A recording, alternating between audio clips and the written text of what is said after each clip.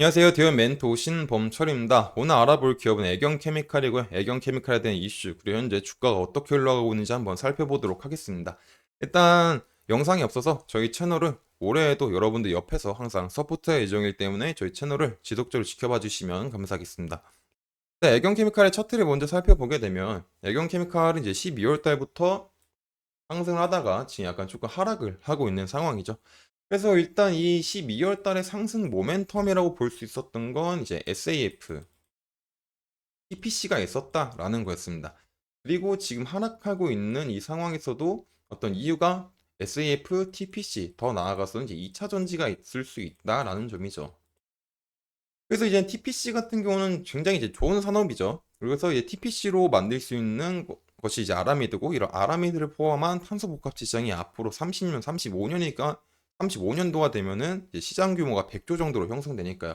그리고 그 과정에서 아라미드를 만들 수 있는 TPC는 국산화가 없었기 때문에 국내 업체들이 이런 아라미드를 만들기 위해서 TPC를 전량 수입에 의존을 했었죠. 하지만 애경케미칼이 이런 TPC를 국산화를 함으로 통해서 이제 국내 기업들이 TPC를 굳이 수입하지 않고 애경케미칼 TPC를 사오면 되니까 애경케미칼이 수혜를 볼 수 있었다라고 했습니다. 하지만 이런 탄소 복합재 시장이 뭐 이제 조금 대두가 되고 있는 상황이다 보니까 이런 분야에서 수혜를 입으려면 약간 조금 시간이 걸릴 수도 있다라는 거였죠.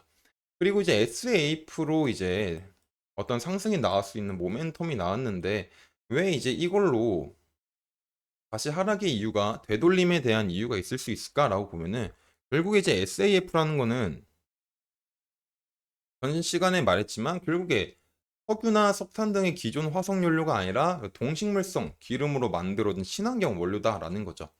그렇기 때문에 이제 SAF 같은 경우는 이제 항공업계에서 탄소 배출을 감축하기 위해서 이제 가장 현실적인 대안으로 뽑히고 있는 이런 친환경 원료고요. 그리고 애경케미칼이 이런 바이오 에너지 사업 부분에서 이런 바이오 디젤, 바이오 중유 같은 것들을 한다라는 거였습니다.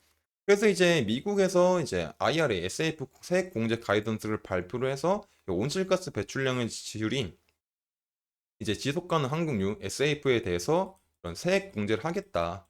그리고 이제 미국뿐만 아니라 유럽에서도 2025년부터 SAF 사용을 의무화를 한다라고 했었죠. 그리고 또 역시 일본도 이제 2030년부터 이런 이제 SAF 연료를 이제 10% 이제 넣어야 된다라고 했었습니다. 그리고 SAF뿐만 아니라 IMO 국제회사 기구에서죠. IMO에서도 이제 온실가스 규제 대응책으로 이런 바이오 선박류가 부각이 되면서 이런 바이오 디젤이나 이런 바이오 중에 대한 시장이 좀 더 확대가 될 수도 있는 기대감이 있는 거죠. 하지만 국내에서는 기사를 보게 되면은 석유사업법 개정안 국회 통과로 폐식류 활용이 쉬워진다라는 거죠. 그래서 이 내용이 전반적으로 이제 앞으로 석유 정제할 때 이런 폐플라스틱 원료로 한 친환경 정제 원료를 첨가하기 법적으로 허용이 되고, 그래서 결국에 이제 본회의에서 이런 석유, 석탄 사업법 이런 개헌 법률 등이 처리가 됐다라는 거고, 그래서 결국에도 중요한 거는 이런 석유사업법은 석유 정제 공정에서 친환경 정제 원료 투입을 허용한 내용이 담겼다. 그렇기 때문에 그동안 규제 샌드박스를 통해서 제한적으로 친환경 정제 원료 투입이 허용됐으나 석유화학법이 제정되면서 규제가 조금 사라졌다. 그리고 여기서 이게 제일 중요한 거죠. 옥수수나 사탕수수 같은 작물과 이런 폐식용유 등을 이용해서 만드는 바이오 항공유나 이런 바이오 선박유 등 친환경 연료를 생산하고 사용하는 길도 확대됐다라는 거였습니다. 근데 여기서 중요한 게 이제 본회의를 말하고 있는 거죠, 본회의. 결국에 이제 본회의라는 거는 국회 본회의를 통과하면 앞으로 또 나올 게 이제 법률안을 공포를 해야 되잖아요. 그리고 법률안을 공포하기 위해서 정부에 이송이 되는 거고. 그래서 이제 법률안이 정부에 이송돼서 이제 법제처가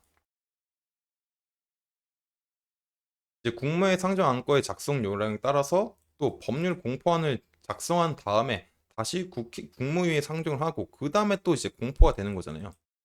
그리고 결국에 이 공포가 된 다음에 시장의 상용화가 된다라는 점이 중요한 거죠. 그렇기 때문에 이 기간이 사실 얼마나 걸릴 줄은 아직 모르는 상황인 거잖아요. 그렇기 때문에 이제 대한민국 같은 경우는 현재 조금 본회의를 통해서 그 친환경 원료에 대한 것들을 점점 사용할 수 있는 길이 마련되고 있지만, 이렇게 시장까지 완전하게 상용화가 되게 되려면 시간이 조금 걸릴 수도 있다라는 점입니다. 하지만 그래도 시장까지 완전하게 시장을 차지하기 위해선 시간이 걸릴지는 모르겠지만 지금 그래도 국내에서는 이런 바이오 원료에 대한 이제 사용을 이제 어떤 이제 사용을 위해서 이제 추진하고 있는 것들이 있죠.